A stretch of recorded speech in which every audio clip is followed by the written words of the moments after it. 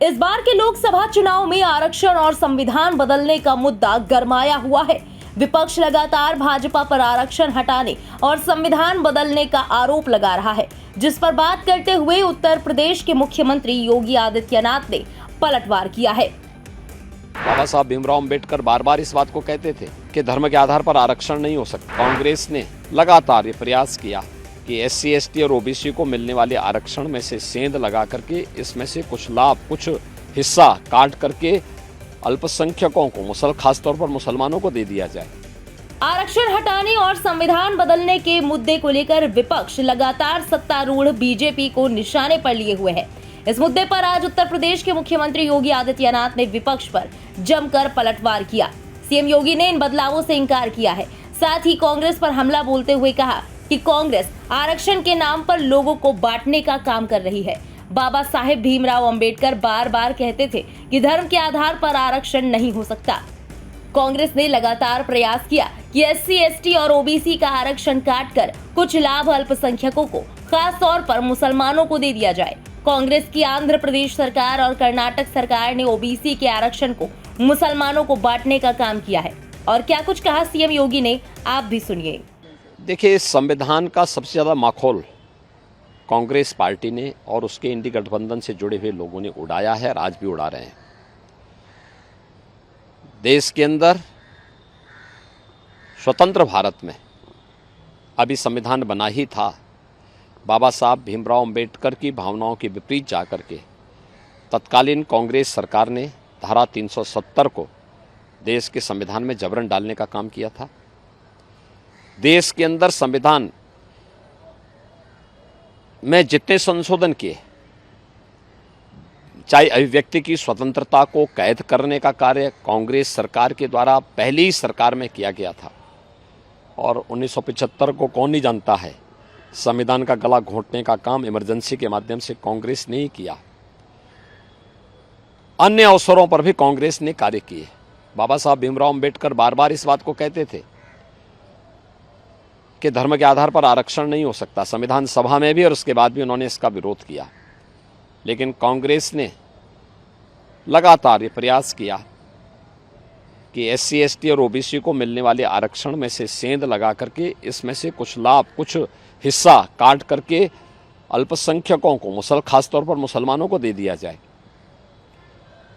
UPA government के समय तत्कालीन प्रधानमंत्री डॉक्टर मनमोहन सिंह का एक बयान जग जाहिर है, जिसमें उन्होंने कहा था कि देश के संसाधनों पर पहला अधिकार मुसलमानों का है। यूपीए सरकार के समय जस्टिस रंगनाथ मिश्रा कमेटी और justice Rajendra Sachar committee SC, ST और ओबीसी के आरक्षण में सेंध लगाने की कुत्सित मंशा के साथ लाई गई थी। कांग्रेस की आंध्र प्रदेश की सरकार ने और कांग्रेस नेतृत्व की कर्नाटक की सरकार ने ओबीसी के आरक्षण को मुसलमानों को बांटने का बंदरबांट भी किया है वहां पे। तो संविधान का सर्वाधिक मखौल कांग्रेस ने और उसके इंडी गठबंधन से जुड़े हुए लोग, चाहे वह समाजवादी पार्टी हो, चाहे वह टीएमसी हो, चाहे वह आरजेडी हो, चाहे वह आम आदमी पार्टी हो, इन्हीं लोगों ने उड़ाया है। और ये लोग लगातार आज भी यही प्रयास कर रहे हैं, इनके द्वारा यही कार्य किया जा रहा है। समाजवादी पार्टी ने 2014-2012 के इलेक्शन में अपने मैनिफेस्टो में इस बात का उल्लेख किया था कि वह मुसलमानों को भी आरक्षण देगी। पीएससी में, उत्तर प्रदेश की पीएससी में 15% मुस्लिम आरक्षण की व्यवस्था घोषणा भी समाजवादी पार्टी ने की थी। समाजवादी पार्टी का जगजाहिर जो चरित्र है, जगजाहिर है। आरजेडी में लालू जी पहले ही बोल चुके हैं कि बिहार के अंदर सभी मुसलमानों को वे आरक्षण का लाभ देंगे। टीएमसी के एक फैसले को अभी कोलकाता हाईकोर्ट ने पूरी तरह पलट करके सरकार के मुंह पे तमाचा मारा है और कहा कि धर्म के आधार पर आरक्षण नहीं हो सकता। इनका कांग्रेस का मैनिफेस्टो क्या कहता है कि भारत के अंदर पर्सनल लॉ लागू करेंगे। पर्सनल लॉ लागू करने का मतलब तालिबानी शासन। बेटी स्कूल नहीं जा पाएगी, माताएं बहनें मार्केट और ऑफिस नहीं जा पाएंगी, बुर्का पहन करके घर में दबा रहना पड़ेगा। भारतीय जनता पार्टी इस बात को कहती है, मोदी जी के नेतृत्व में किया भी गया है। बेटी बचाओ बेटी पढ़ाओ से लेकर के मातृवंदना योजना से लेकर के नारी शक्ति वंदन अधिनियम, देश की पहली संसद में यह अधिनियम पारित हुआ जो महिलाओं को विधानसभा और संसद में 33% आरक्षण की सुविधा देता है। और बीजेपी की एक घोषणा है कि देश बाबा साहब भीमराव अंबेडकर के द्वारा बनाए गए संविधान से चलेगा। ये देश पर्सनल कानून से नहीं चलेगा और शरिया कानून से भी नहीं चलेगा। कांग्रेस और समाजवादी पार्टी अपनी हार को सुनिश्चित जान करके गुमराह करने का प्रयास कर रहे हैं। इनकी मंशा कभी पूरी नहीं होगी और भारत की जनता बहुत जागरूक है।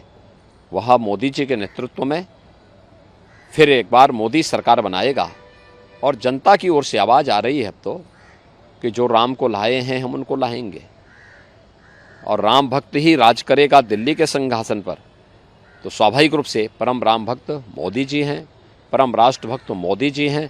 तो मोदी जी के नेतृत्व में एनडीए और भारतीय जनता पार्टी प्रचंड बहुमत की सरकार बनाएगी और उधर हम लोग जा चुके हैं। ब्यूरो रिपोर्ट, इंडिया पब्लिक खबर। फिलहाल इस खबर पर आपका क्या कहना है, कमेंट में लिखकर जरूर बताएं। देश और दुनिया की बाकी खबरों के लिए बने रहें इंडिया पब्लिक खबर के साथ। हमारे YouTube चैनल को सब्सक्राइब करें और पल पल की लेटेस्ट अपडेट्स के लिए बेल आइकन दबाना बिल्कुल ना भूलें।